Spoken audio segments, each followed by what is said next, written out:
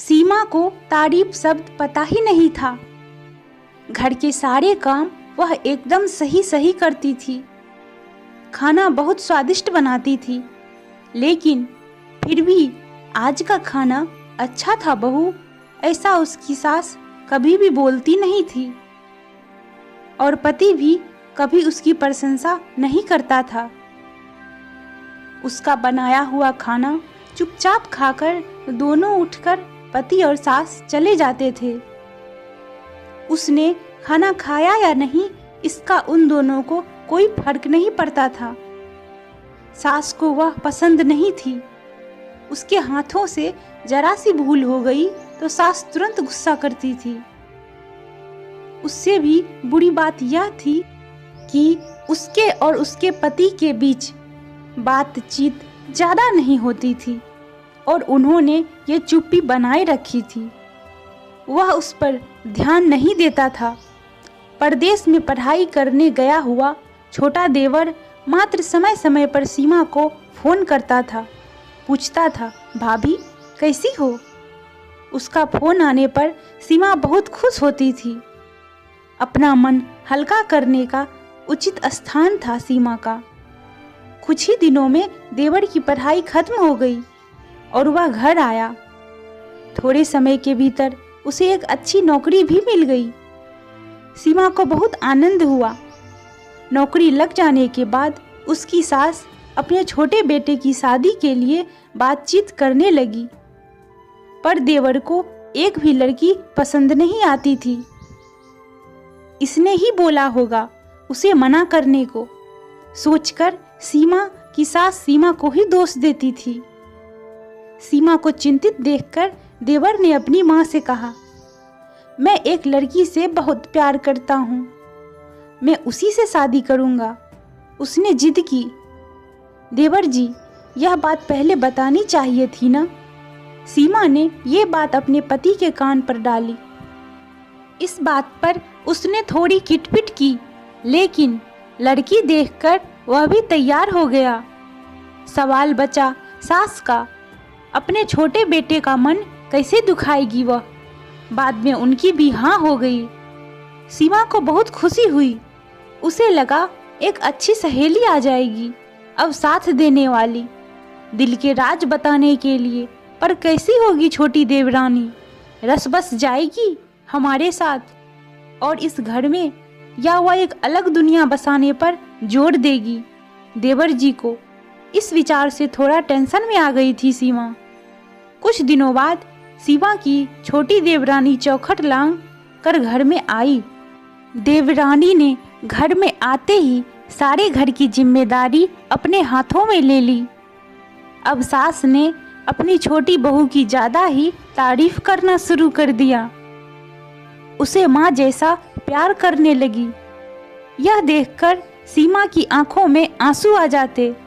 वो सोचती, मैं भी तो यही काम करती थी, फिर मेरे साथ ही क्यों ऐसा बर्ताव?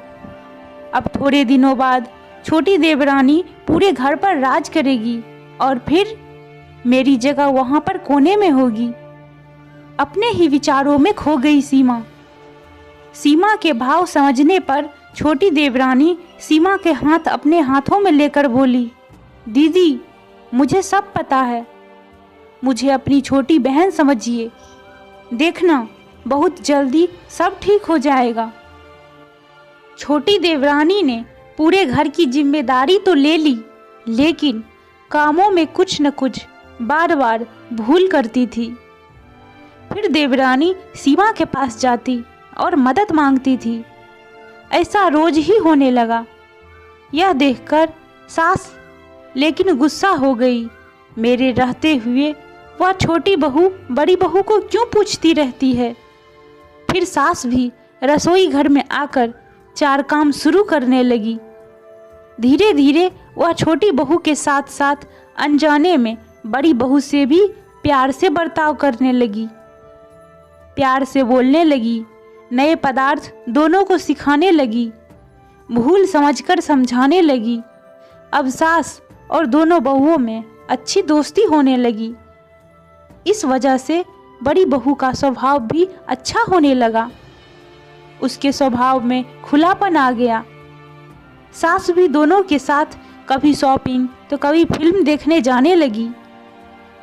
वो अपनी दोनों बहुओं को समान प्यार करने लगी थी। इस वजह से घर का माहौल हंसता खेलता हो गया।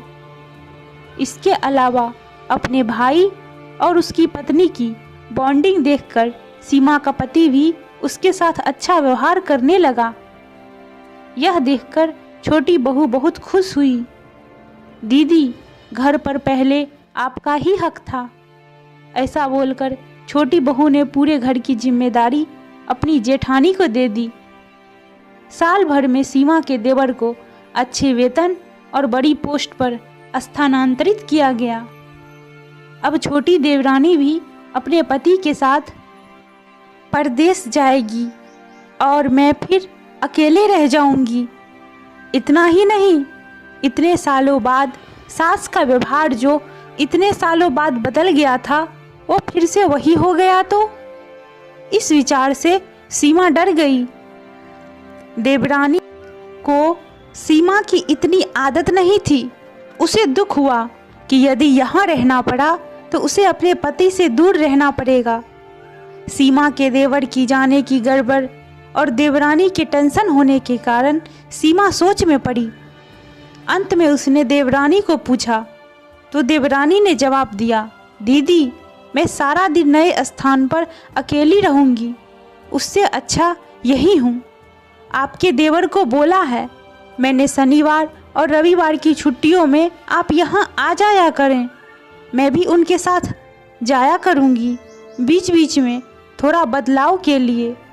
उस पर वह बोलते हैं कि 6 महीनों में वापस यहीं बदली करा लूँगा मैं। अपने पति की नकल करके देवरानी बोली और छोटी देवरानी भी हंसने लगी। अपनी आंखों में आंसू पोंछते हुए सीमा बोली, छोटी, यह दिन वापस नहीं आने वाले। जाओ तुम अपने पति के साथ, उसके साथ भी तो कोई होना चाहिए ना। दीदी, आपने मुझे बड़ी बहन का प्यार दिया, वैसे ही भैया के रूप में एक बड़ा भाई मिला। यह भरा हुआ संसार छोड़कर मैं कैसे जाऊं? वहाँ अकेली का मन नहीं लगेगा। 6 महीने का तो सवाल है, वह आते रहेंगे यहाँ पर। यह सुनकर सीमा ने अपनी देवरानी को खुश होकर गले लगाया। तभी देवरानी सीमा को बोली, अपने पति के साथ एक अलग जीवन बनाने में समय नहीं लगता। अपनों में रहकर पति की प्रतीक्षा में ही आनंद है। दोस्तों, 2 अलग अलग घर और ससुराल से आने वाली यह लड़कियां अपने नए घर के लिए सब कुछ करती है। पता ही नहीं चलता कि कब एक दूसरे की आदत हो जाती है। सच में देवरानी जेठानी का रिश्ता बहनों से कम नहीं होता।